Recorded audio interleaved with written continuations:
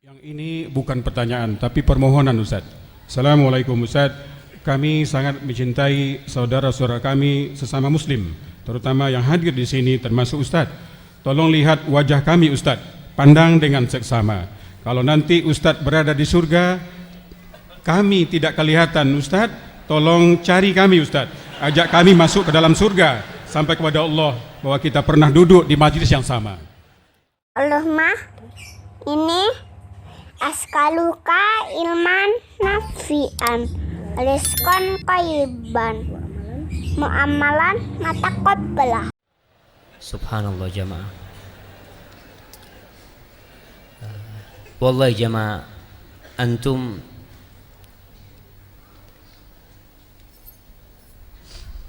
tidak tahu dengan dosa-dosa anak.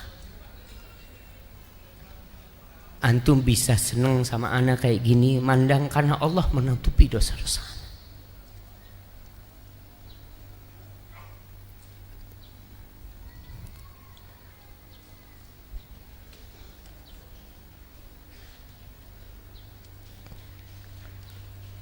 Andai kata bukan rahmat Allah, kita nggak ada yang masuk surga. Maka antum minta rahmat Allah SWT dan doakan Ustadz antum semoga dia juga masuk surga.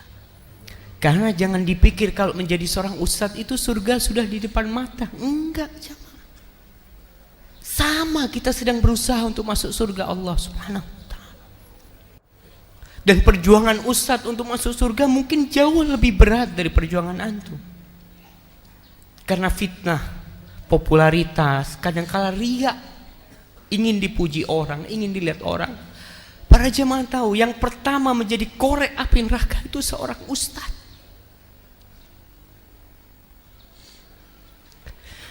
Rasulullah sallallahu alaihi wasallam mengatakan, "Awwalu man tus'ar bihin nar yaumil qiyamah." Yang pertama jadi korek api neraka itu alimun wa qari'ul Qur'an.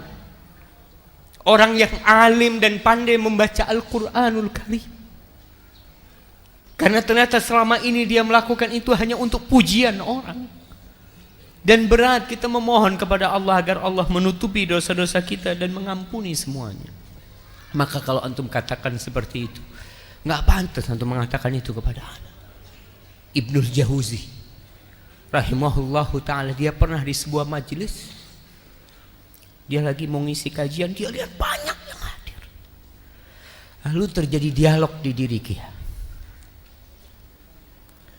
Ada yang mengatakan kepada dia, kaifa inna jahaula'i wa halak. Gimana kiranya kalau semua yang kau dakwain semuanya masuk surga dan kau tidak masuk surga?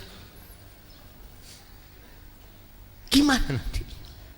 Padahal kata Ibnul Jauzi pernah datang di majelis ana 10.000 orang. Di antara ada yang menangis, ada yang masuk Islam, macam-macam orang tobat di tangan. Tapi gimana kiranya kalau mereka masuk surga dan kau masuk neraka? Maka Ibnul Jauzi cuma bisa memohon kepada Allah Subhanahu wa ta'ala. Wallahi jemaah, kita saling mendoakan. Kita saling mendoakan. Antum husnudzon kepada anak karena antum tidak tahu dengan dosa-dosa anak, dan semoga Allah menutupi dosa-dosa kita. Hadza wallahu a'lam. Ini pertanyaan nomor berapa? Wah, alhamdulillah jamaah. Pertanyaan terakhir.